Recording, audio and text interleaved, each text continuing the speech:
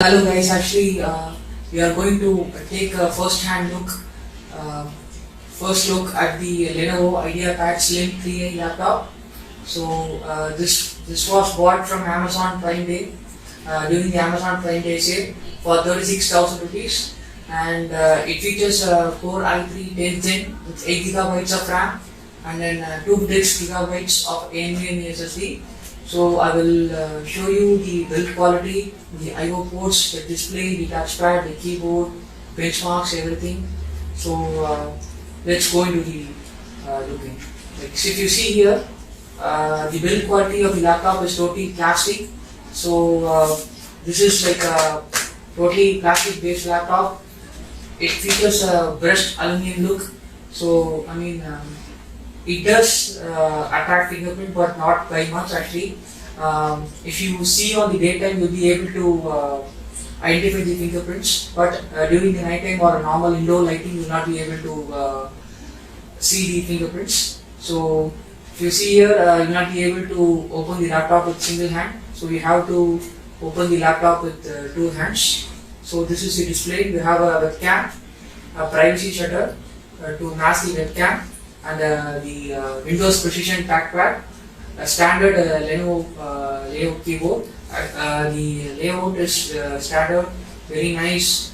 The key travel is very good. It's almost similar to the Legion gaming laptop, so you will not be facing any issues with the keyboard. And if you see the I/O ports, you have two USB Super Speed ports 3.0. I mean 3.1 ports. We have a standard USB port. I presume this is a 2.0 port. HDMI port, full size HDMI port. The barrel power factor, the charging indicator, and the power on and off state of the laptop. If you see on the other side, you get a headphone jack, combined headphone jack, mic, and SD card slot. So if you put an adapter here, it will be sticking out, but at least you don't need an full size adapter to convert your micro SD card to the normal size SD card. So it will be helpful for the photographers. And if you see the speakers here, it's a very good thing actually. Instead of placing the speaker at the bottom, it's placed in a way that it is facing the user. So if you keep the laptop in somewhere in a flat surface, the sound will be bouncing off the surface, and it will also improve the sound. So it's a very nice move. So if you open the laptop, the heat dissipation is done here. You see the heat dissipation. This is where the heat goes, and you have the standard function keys. So by default, the function keys does not work the way you intended. For example, if you press F2, it will work. I mean, it will make the volume go down. If you press F3, it will make the volume go up. But generally, in other laptops, if you have to control the volume or any other functions, you have to press the function key and do it. But here it's the reverse, so you can go to the BIOS and disable it. And other feature is that generally when you open the laptop lid, the laptop automatically powers on. But I have disabled it through the BIOS. I will show you how to disable it. So when you switch on the laptop, just press the F2 key constantly. You will be booted into the BIOS directly. You have an option called Flip to Boot. Here, it's currently disabled. So to disable when you open the lid, to automatically prevent it from turning on the laptop, you need to turn this to disable and go to exit saving changes and click yes. So automatically the laptop will be restarted and you will be booted into the Windows mode. So you will see how's the display, the webcam performance, the mic performance, everything. So if you see here, the display is basically a TN panel. That's the most unfortunate thing with this laptop.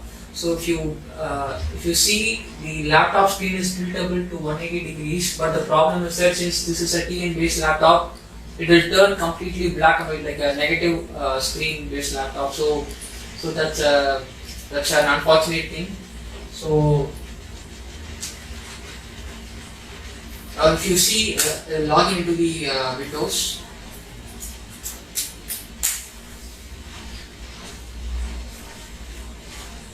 So if you see here, So this is the video screen. I have already installed the different internet security. That's a 3-year license actually. You can also buy it from Amazon. It costs only $200. And if you see the Wi-Fi chips, everything I'll show you. So first, before that, I'll be showing you the web camera performance. So it's a pretty bad. If you see here, actually, it's below average webcam. At least I'm happy that they have included inbuilt. So if you want a better webcam, you can attach a third party like a buy a new one and attach it. But at least it's there. So talking about the inbuilt mic, I'll show you how's the performance of the inbuilt mic. I'll do a voice recording.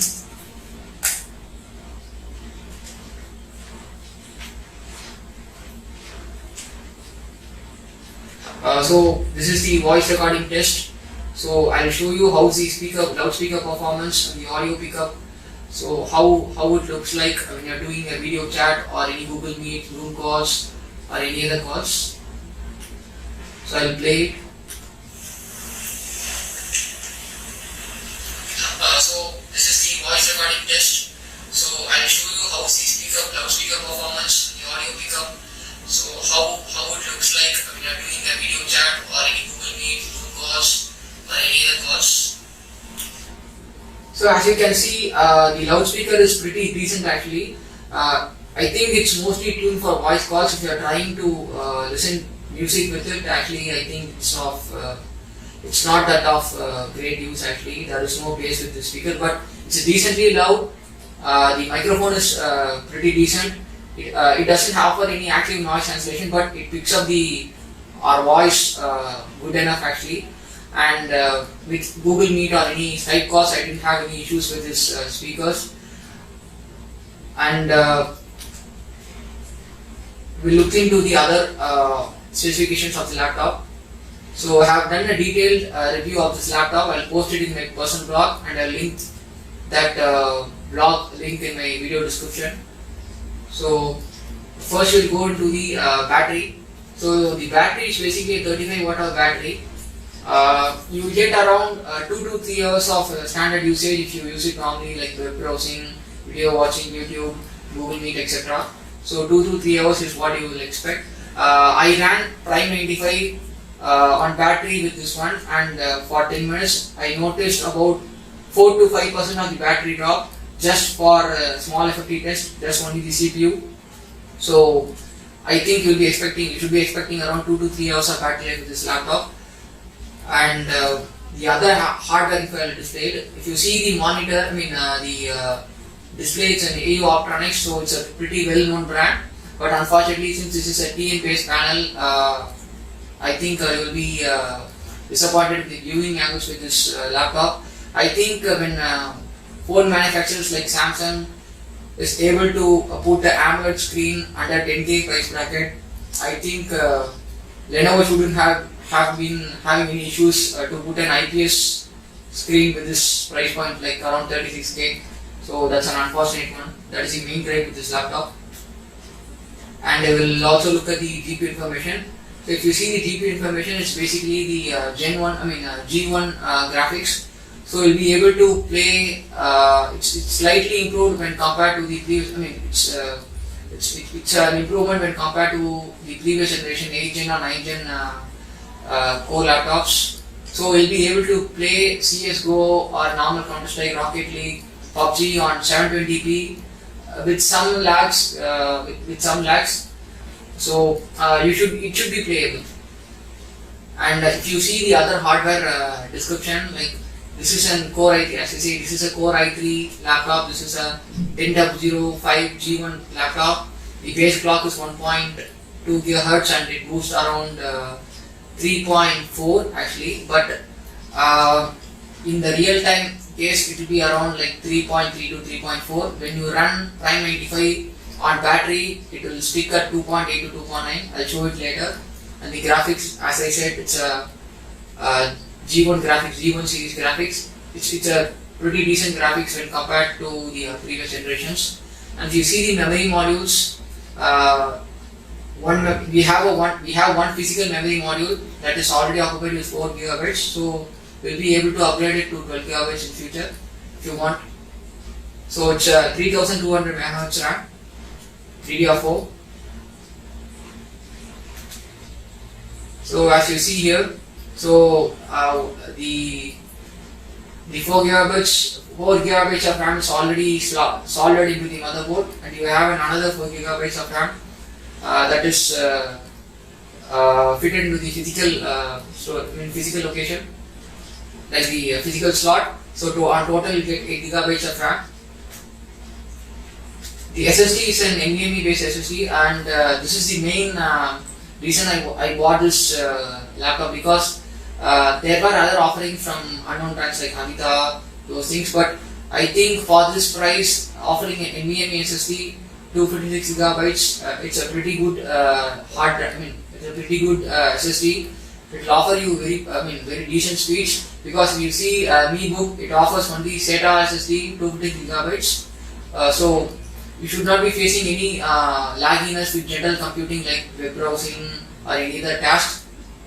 And if you see the Wi-Fi hardware, it's the standard Intel AC wireless Wi-Fi, so it supports both 5 GHz and the 2.4 GHz band. And the voice reception is pretty decent. You should not be facing any issues with this Wi-Fi. And we will see some benchmarks. I have taken some benchmarks like Cinebench, audio latency test, Geekbench. So first you will see the audio latency test. So as you can see, for people who are doing some audio production with this laptop, it's an unfortunate one. I played a YouTube video, 720p YouTube video, the Crazy Frog one.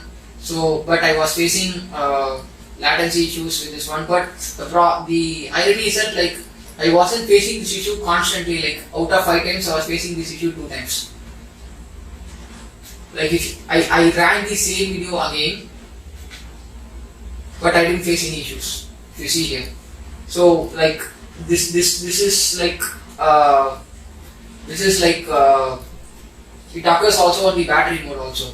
So it's not constant. The latency issue is not constant. So I think there is some BIOS or a driver needs update. In future, the Lenovo might fix it. So currently, I think this is not well suited for the audio professionals if you are trying to record real-time audio. But playing normal YouTube videos in 720p or doing Zoom calls, Skype calls with real-time audio or video, you should not be having any issues with this laptop. The speaker is also loud, as I said. It should not be having any issues. If you see the Cinebench score, so the single score is basically, if you see here, it's 374. So it's above the Skylake higher-end Core i7 laptop. Since this is based on the Sunny Curve architecture, so it will offer like around 10 to 15% in single core IPC. So that's what you see. So since the single core score is pretty good, you should not be facing any issues with lightly threaded tasks like web browsing, video playing, or Microsoft Office work. You should not be facing any issues with this one. And if you see the multi-core score, the multi-core score is basically 1000 points. So it's between the Core i5 third generation, that is the desktop processor, Core i5 3550, and it's above the Core i5 5300U. So like it's almost 50% powerful than the Core i5, and it's almost similar to the third gen Core i5 laptop. So I think for all development purpose, you should not be facing any issues, because I have developed web applications with this Core i5 3550 CPU, like standard Java web applications. I did not face any issues. I have developed Android applications with the CPU. So the only one thing you should be doing if you are doing any serious programming is that you should be upgrading the RAM from 8 gigabytes to 12 gigabytes, because Android Studio consumes a lot of memory, and also if you are planning to run a server on it, like a Tomcat server on it, you should also be upgrading the RAM. So that's it about the Cinebench scores. I'll show you the Geekbench scores. So this is the compute benchmark, this is the OpenCL score, and this is the CPU score. The single score is 1128 and the multi-core score is 2346. So it's a pretty decent score. So you should not consider the Core i3 processor. So for general tasks you should not be having any issues. And we'll look at the other benchmarks like the Kraken. So this is the Kraken benchmark is mostly useful for the web applications to test the web application performance. So if you see here it's 939. So it's a pretty good score. On AC power I was able to get 939, but on battery power the score increased, like the score decreased to 945. So not much of a difference, but this is what you get for the Kraken and it's a pretty decent score. If you take a look at the prime 95 test to test the temperature, I ran a small FFT test that tests only the CPU, and what I was able to find out is that I ran the test for 10 minutes in the same flow. So if you see here, the temperature, the temperature was initially did go to 90 degrees, where the laptop throttled down to around 80 degrees, and the clock speed got the clock speed got stable at 2.8 to 2.9 GHz. So if you see, the effective clock is around 2.6, 2.7 to 2.8. Something is like average effective clock is 2.8 GHz. So if you see, you will not be getting the advertised 3.4 GHz turbo, but on max core temperature workload, 2.8 to 2.9 GHz is the one you get. This is on the AC power, but on the battery power I'll show you. If you see the voltage, like the temperature, everything, even there is no battery drain when running the Prime 95 test. So if you see here, the temperature did go to 92 degrees Celsius, where it got throttled down and it got stabilized with 80 degrees Celsius. The graphics wasn't tested, so it got stabilized at 65 degrees Celsius. So when you game, during gaming, the CPU clock speed will differ, because when you put more load on the GPU, the CPU clock speed will adjust accordingly to the temperature. So because there the TDP is, if you see the TDP is like 20 watts, so for 20 watts both the GPU and CPU power will be shared. So the CPU power will be accordingly, like based on the demand. The GPU needs more power, the CPU power will be, the CPU clock speed will be decreased accordingly. So this is the PL1 limit, this is the PL2 limit. So I ran a full FFT also. The temperature is, the temperature is same what I have said in the small FFT. It got stabilized at 80 degrees, and the clock speed was, like you see here, 2.73. Average effective clock is 2.8, so it's 2.9. So that's what I said. With small FFT and full FFT, you will not have any difference. The ideal temperature is basically between 40 and 40. The temperature is between 40 degrees, so not much of an issue. This is the hard disk temperature, battery temperature. So during the Prime FFT, Prime 95 test, I did not notice any heating issues during on the laptop body. Here on the palm rest, I did not find any heating issues, or even the palm rest did not get any warmth. But on this place, I was able to feel the warmth. While you are typing, you will be slightly able to feel the warmth, but it's not much of an issue actually. It will not disturb you when you are typing, even when the CPU is fully stressed out. So that's it about the Prime 95 test. On battery, I ran the same test, the Prime 95.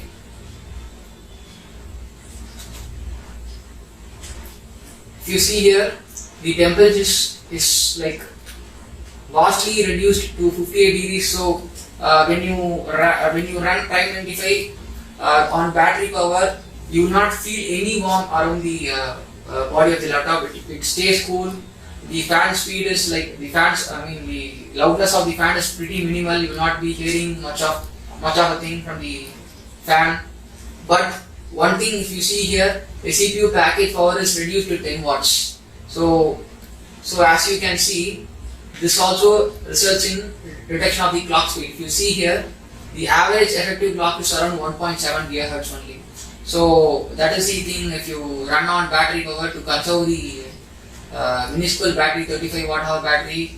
It only runs on 1.7 gigahertz, so that's what you get. So to get the maximum performance out of your laptop, so I think you should be running on AC power, because like when you run on AC power, it's almost like gigahertz faster than the one you are seeing. So it's at least more than 50% performance with AC power. So I will recommend you to turn on the AC power, use the adapter. So talking about the adapter, this is the adapter that you get actually. So it's a small one, it's a 65 watt adapter. So you should not be getting any like space constraint issues. It's a 2-pin one. So this is the adapter. It's a pretty light one, pretty lightweight. So that's it about the Tri-Mentor and this one.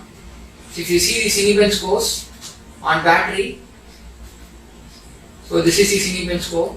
So if you see here, as you can see, since the performance of the laptop is reduced like by 50%, if you see the performance of the laptop goes below the i5 5300 CPU. So that's a problem actually. If you see here, during the AC power, when the Cinebench was run, it was above, like well above the 5300 CPU, and it was close to the 3550. So now see, it's almost 2 folds lower than the 3550 CPU. So this is the multi-core score. So the multi-core score is 458. So I'll be posting these scores on my blog, so you can see for more detailed information. So like other things also is the same. So the Kraken you see on the total is 975 milliseconds. So it has increased, but you will not notice it in real time. The DPC latency also is the same as I mentioned. Sometimes it doesn't cause any issues, sometimes it causes issues. So that's the thing you get. It's an inconsistent one. So that's it about the benchmarks and other things.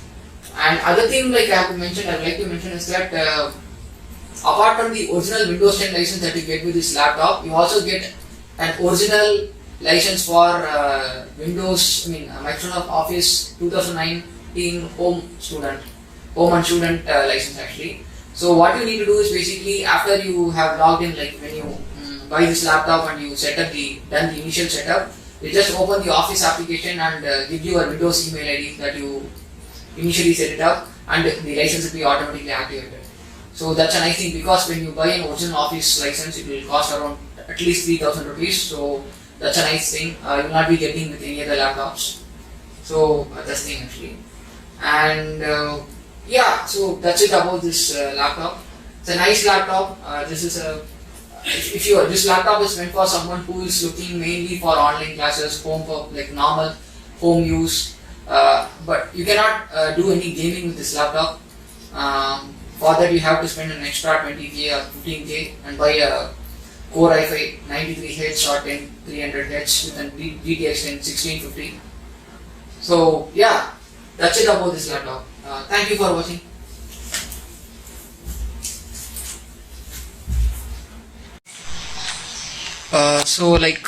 To bring back the old function key mode. So if you see in BIOS, you have this option called the hotkey mode. So by default it's enabled. So I will turn them to disable. So because like when I press F1 and F2, I want it to behave in a normal manner. So if I want to reduce or increase volume, I will press F1, function key, and combined with the F2 or F3 key to reduce the brightness or to reduce the volume. So this is how it works currently. So now I have disabled the hotkey mode. So there are two things. So flip to boot and the hotkey mode have disabled it. And one more thing, actually talking about the audio features, this laptop has Dolby Audio actually. If you see, there are some preset profiles. So I would say this is applicable only for the headphones, so not for the loudspeaker. So when you turn off the Dolby Audio, you would notice there is a decrease in the bass. So I would recommend you to turn it on. It's on by default. So whatever profile you choose, you will not notice any much of a difference. I tested it with my Sennheiser CX270S headphones. It's a pretty good headphone for the price. Actually, it's so I would say this is one of the enhancement. It improves the headphones quality by increasing some bass, and it increases some sound staging. Apart from that, there's nothing actually. So yeah, that's it.